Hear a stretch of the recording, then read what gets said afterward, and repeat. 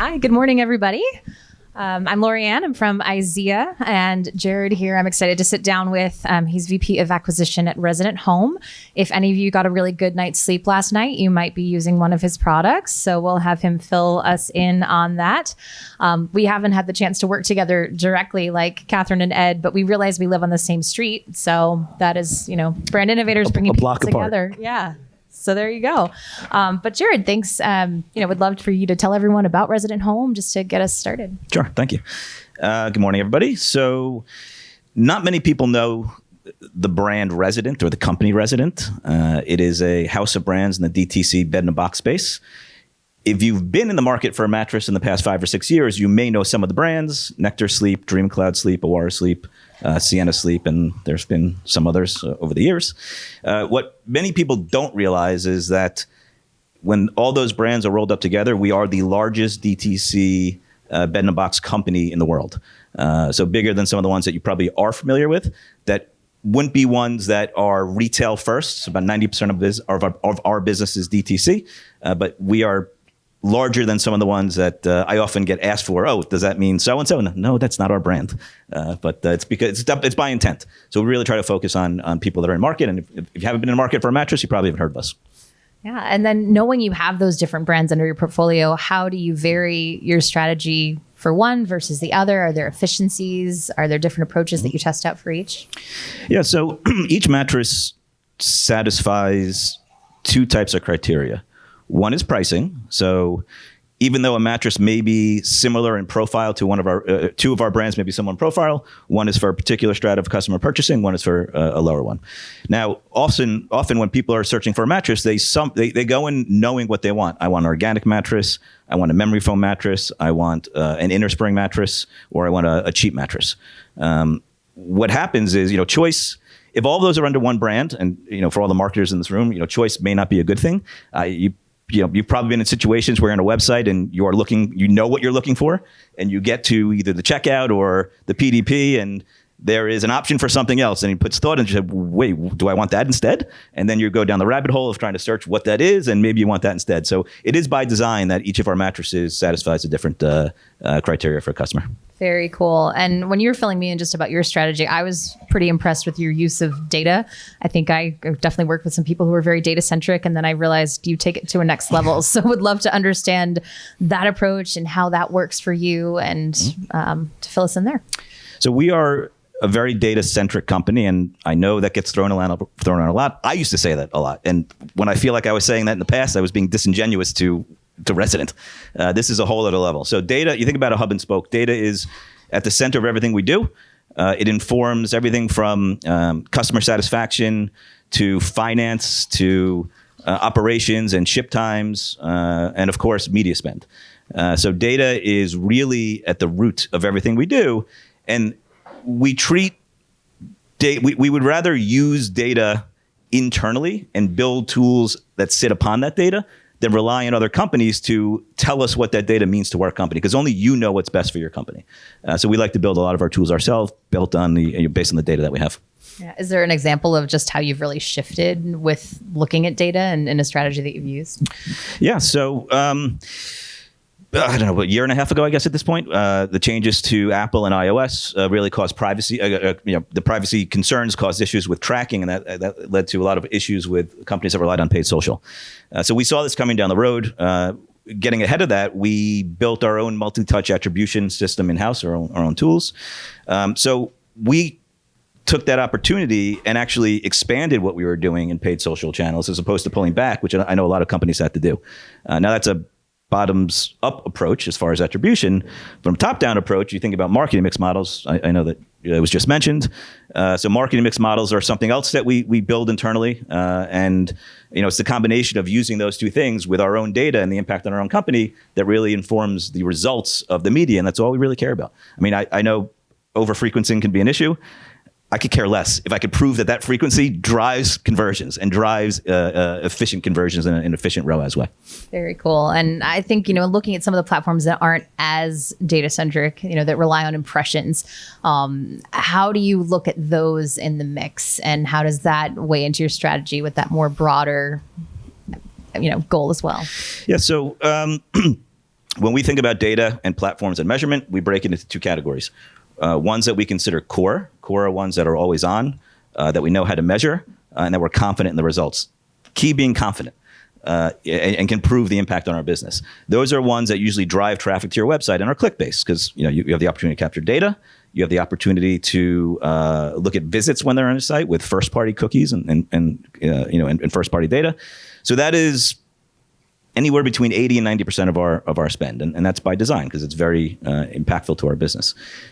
Where the problem is with impression-based platforms. It's very difficult nowadays. It's getting even harder to tie an impression of an ad. It could be a banner on a site. It could be a TV commercial. It could be an out-of-home exposure, and tie that to the impact on your business. Now, you will be, if you are in many of these platforms, you will be told the impact on your business by the platforms themselves, but it's very hard to prove that. So what we take, the technique that we take is we run a matched market test or geo-exclusion test where you create two markets that look the same. You can never hold everything constant, but you try and hold as much constant as you can. And then you run the media in what we would call the test market, and you measure the lift over the expected baseline in that market. If you get to a point where you see lift timed to when you are running those ads, chances are it's incremental because it's a new channel. And what we wind up doing is we've done these tests. You have to space them out. You can't run many of them at the same time. And we keep spending until you get to the point where that incremental result is at the level that you are comfortable at. You can run it to zero if you want. But because then I guess you're getting exposure and you're getting more customers. But we run it to a particular level, and you keep upping the spend in that test market until you get to the level, and that then becomes the baseline in the media mix. There's still inherent problems in doing that because you can't do that on a daily basis. So as an outcome of some of these tests, you do need to come up with a way to measure that on a day in and day out basis. And that is when you can rely on the in-platform numbers. So for example, if I'm at a spend level of, just call it $10,000 a day in a particular platform, and if you can correlate the in-platform results to that spend level and the in-platform ROAS, the in-platform for CPA, whatever you want to look at, that's what you then measure to for that particular channel of those in-platform results. They can vary, they can change, it's out of your control. So you also have to run these tests in the same markets, in the same media, again, to prove those results, probably every 6 months or so. Yeah. You need a good night's sleep after doing all of that. Yeah. I think all of us have maybe shopped differently for mattresses in our lives. I remember, going to the stores and, you sit on one and try it out. And now there is this more, familiarity and comfort level with seeing content online. When you're advertising and buying media, are there certain types of ads that you find are performing the best, that resonate with people, building that confidence that I'm going to purchase this, I'm going to sleep on it every day, and I'm going to be happy with my decision? Yeah, the best media for us is where there's expressed intent on someone that wants your product. That's probably true of any product being sold anywhere, and that's in search. If you think about mattress purchases, it's not like buying a pair of socks. You're not going to buy two of them and see which ones you like better and just keep the other one anyway. This is a zero-sum game. You are going to buy a mattress. That means that that person's not going to buy it from someone else, which is very important. And you're probably not going to get them to purchase from you in another 5, 6, 7, 8 years. So for starters, we focus on where the intent is. Mm-hmm. Now, to get the person over the hump, like you're talking about, you need to have a good product. That's the bottom line. A good product will lead to good reviews. I'm sure everyone here looks at social proof, knows what social proof is. Probably the first thing you look at on Amazon when you shop are the star ratings. You need a good product. The worst thing for a bad product is good marketing, because you are certainly going to hear that in all the social channels that have a negative impact on your business, and then it cycles and cycles and cycles. So, the most important thing for us, it's not an impulsive purchase. Mattress. No one's walking down the street, maybe I'll buy a mattress today. So it's going where the intent is, and then it's making sure you have a good product, and you are telling people how good that product is, or letting actually users tell people how good those products are. Yeah. So speaking of that, how do you use user-generated content or even influencer-generated content? Maybe both of those approaches to reach those customers. So when we focus on UGC, it's one of our 5 or 6 ways that we define video content. It could be polished ads, it could be UGC, it could be dynamic product ads matched to what you were browsing. But what we usually do is we'll go to creators, influencers, networks, like yourself, and we will look to find someone who could simply give us what we want we don't necessarily care about their social following, their audience. What we really want is them to be able to work with them, for them to give us, hey, I need this, mattresses are big. I need you, if your bedroom, I live in an apartment, my apartment would not be a great set for a bedroom, for a mattress shoot. So we say, you need to either have a big bedroom, or you need to be willing to clear out your living room furniture, set this up in your living room, and pretend that's your bedroom. And we get the assets, we get what we need. A lot of times we need to modify them in-house, which we do.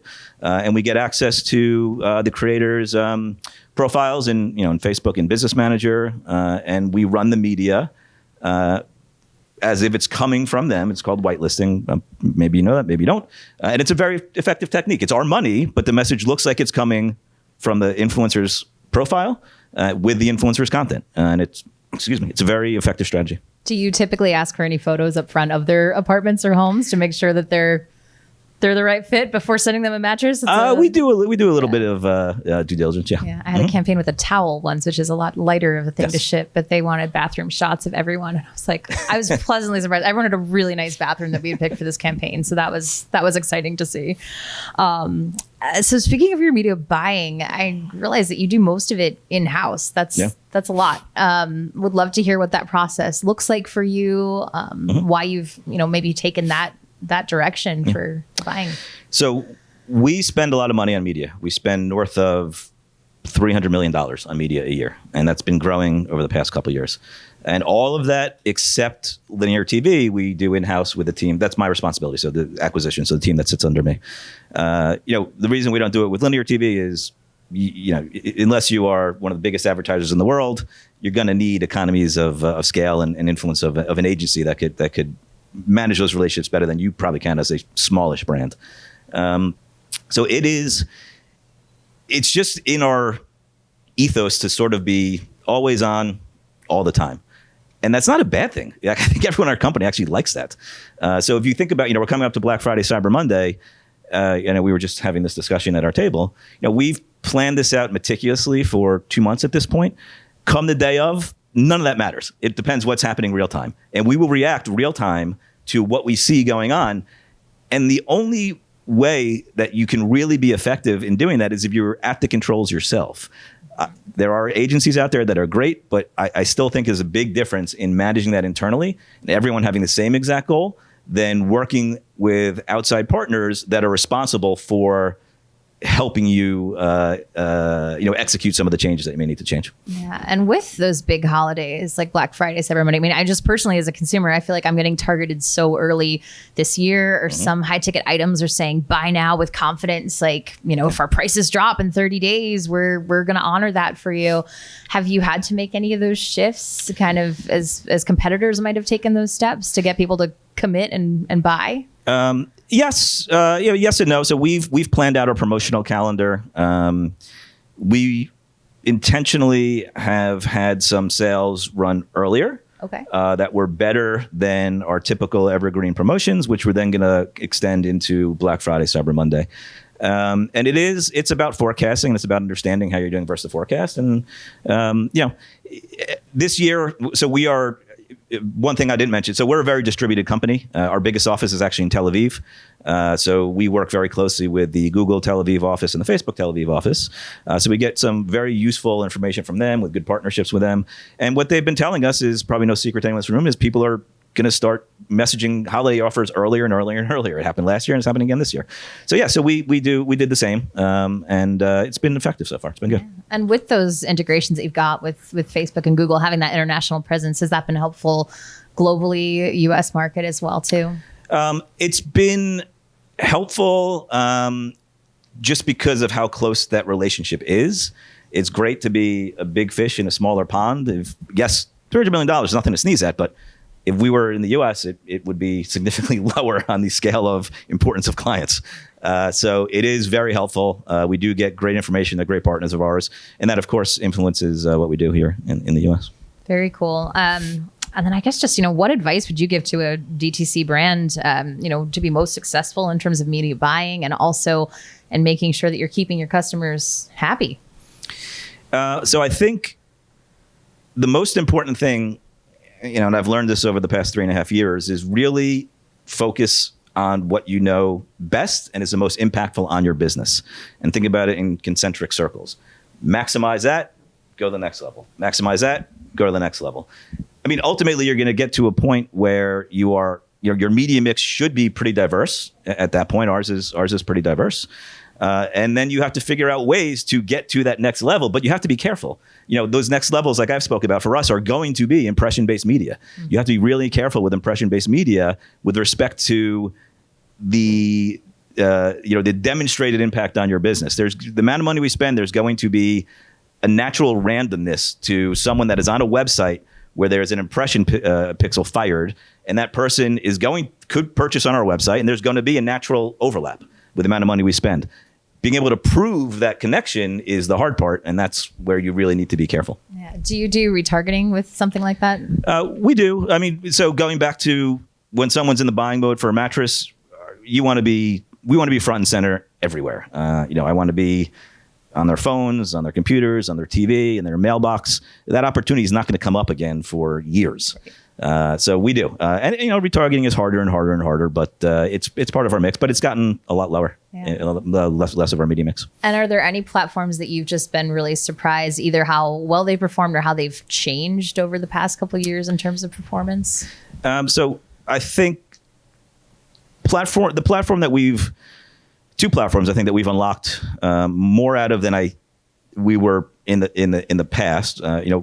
One is Facebook, but it's specific. So the reason is we integrate with their advanced analytics. So we understand the value of an impression in Facebook tied to our data in a way that you could actually attribute an impression to data. It's not a one-to-one, and it's them doing it internally, but it's with our data, and that's really unlocked a lot of spend for us in Facebook.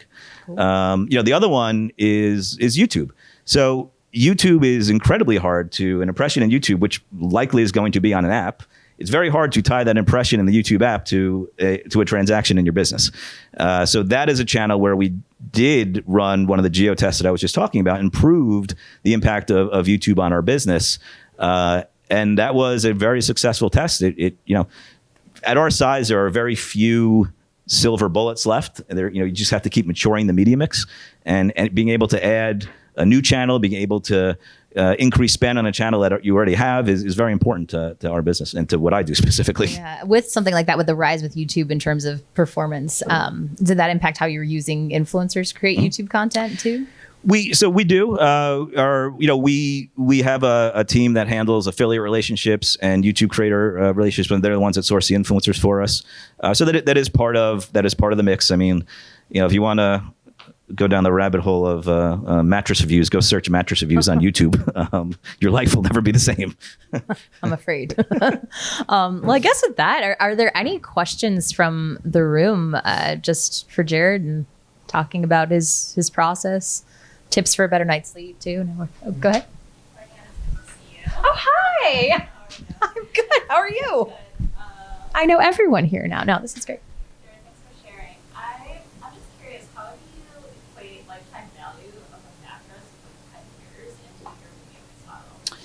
We only look at the first transaction. So I need to hit my ROAS goals on that first transaction.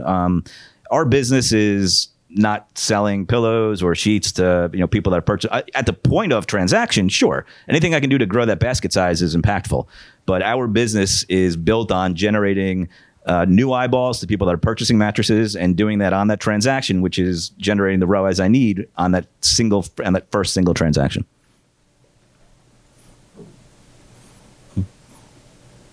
Did you have Yeah, my question is really around when you talk about your YouTube investment. You talked a lot in the beginning about not having a brand for notoriety compared to some other local brands in the space, especially mattresses. I'm just curious, can you speak to kind of how you take that top of the funnel approach on YouTube and how it translates towards more of the performance marketing? It's mostly the audience. So, you could target people the same way you could. It's not someone searching specifically like it is in Google, the search engine, but you can target people that are in market for a mattress. You could target people that have searched for competitor brands. You could, certain keywords that you want, certain anything you want, certain affinities. So we don't go with a broad approach, which is different than we do in other platforms. In other platforms, we go as broad as possible, and we prefer to let the algorithm find the right user for us, and we really focus on creative. So it's the creative that you need to focus on. And you have to have a leap of faith saying the algorithm will find the people that you want, what will resonate with that creative. And it does work. I mean, it's no marketer wants to tell them that wants to be told your opinion doesn't count. But, the classic example, use blue for men and pink for women. Who cares? Like, it doesn't matter. That if the algorithm can proves that an ad with blue works to a person that's a woman, great. If that's always positive. But with something like YouTube, which can get out of hand, then we do. That is one of the few channels that we do focus on an audience based buying. What are your ROAS goals? Positive. I'll leave it at that. I mean, I don't want to give away too much information. Jared, I see a lot of in your background, a lot of direct marketing experience from the early days of the web. We have a lot of friends in common, Okay. Including David Priestley. Yeah, he's our CRO. Yeah. And back from your traffic stage Yeah. and stuff like that. And I see a lot of that reflected in the advice, in what you're doing here with your marketing. How would you advise your friends and colleagues to look back at that experience or find people to bring onto their team that can bring that to them in this new DTC world? So definitely go back. So I was doing this when there were certain things like local exchange carriers and switched long distance and wallpapers and ringtones they would actually have to pay for. So I go, doing this for a while. And it was always direct to consumer, whatever you want to call it, direct to consumer, direct response, growth marketing. It's all the same thing. To me, the advice I would give someone is make more than you spend. And I know that sounds simple, but it's a rinse and repeat. You make more than you spend, you beat it to death, and you're constantly trying to find something that beats it, and then you have your new control, you find it, and you beat it to death. But it could be ads, it could be experience, it could be landing page, it could be product, it could be anything. I know that's oversimplifying it, but boil it down to simple part. That always simplification is really necessary for a lot of people. They're not seeing that directly. And I think that's good advice. Thank you for sharing that. Yeah, of course. Do you ever take any targeting, like people who are buying new homes or getting married or some of those groups? Yeah. Maybe I do need to buy a mattress. So, maybe this is the time. Yep. So there are certain channels which are more expensive, direct mail being one of them, where a life event like someone moving is a good indicator that they could be interested in a mattress. So that is it's a good question. I mean, we definitely use that technique for direct mail. We've been seeing that in some of our influencer campaigns when we're targeting using deep sync data, which is like Experian and they're very data centric too. But I think it's so interesting to get people at these stages of life who are just considering these things to see how that could impact. Yeah. And to juxtapose that, we were talking about social platforms and letting, the ad do the work and letting the platform find the audience. In that example, I would do something very different in social. I would create a video surrounded. It could be an influencer who is going through the process and detailing their move. Yeah. And the people that are going to respond to that video are likely people that are moving. And it's the owners of this data, being the social platforms or Google or whoever, will find the right people that match to the person that responded to your ad. So it's not a broad ad. It is an ad that is focused on moving as a theme, but we're not targeting movers. Right. Except for direct mail. Yeah. Very cool. Any other questions?